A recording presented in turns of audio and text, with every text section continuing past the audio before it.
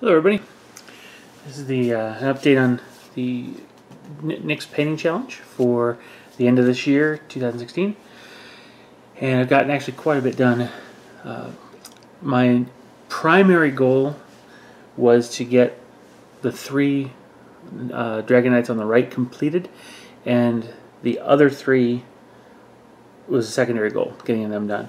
The other three included essentially just these two additions to the existing squad, and my Dragon Master Warlord was kind of a redesign by creating a new, swapping heads and building a new one. So the goal is very, very, very much in sight.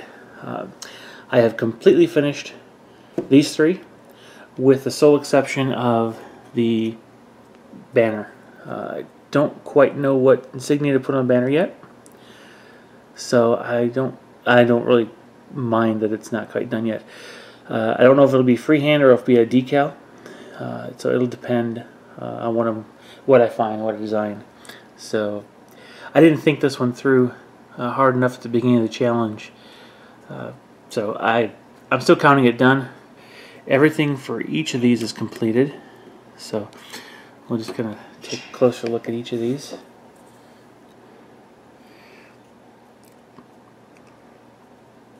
Alright. Now you can see that's the textured base from the Basius product, with some stippling and dry brushing. The log on the center there is essentially just dry brushed, and different scenic textures added to complete the base. Now, to make it easier to store, I do keep the rider loose so that I can take them off. So there's rider number one. He is everything is shaded and seal coated, so he's all good to go. The second one,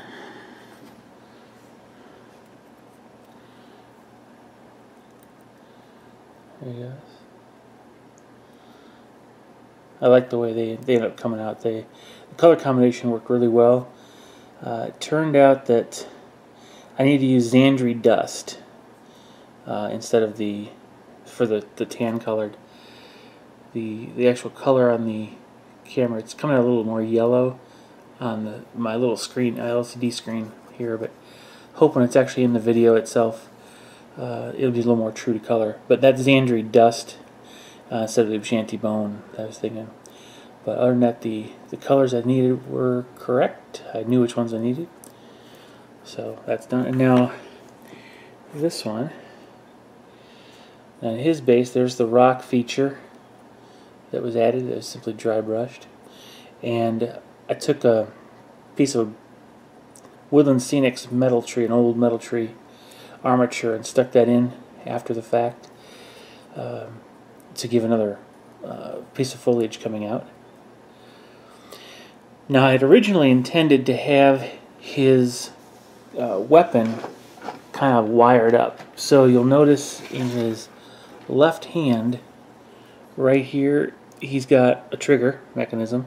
And I actually drilled out the back of it because I was intending to run a wire back, but I realized, wait, this is Eldar. They won't necessarily wire things. Heck, if we've got wireless, I'm sure they've got wireless. So I just basically left it untethered. So there he is. Now these are just bits from the Dark Elf kits. There's really not a lot of conversions done except for adding this arm, which, let's see, that was for I think that's from the Black Ark Corsairs, one of the daggers. And then in the other two, it was just the Black Ark Corsair hand bows.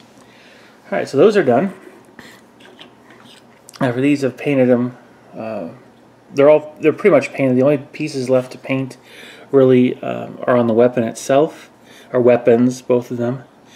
That needs to be done, and of course drilling into for the gemstone. And of course there's shading that still has to happen on both of these. Here I left the Alpha.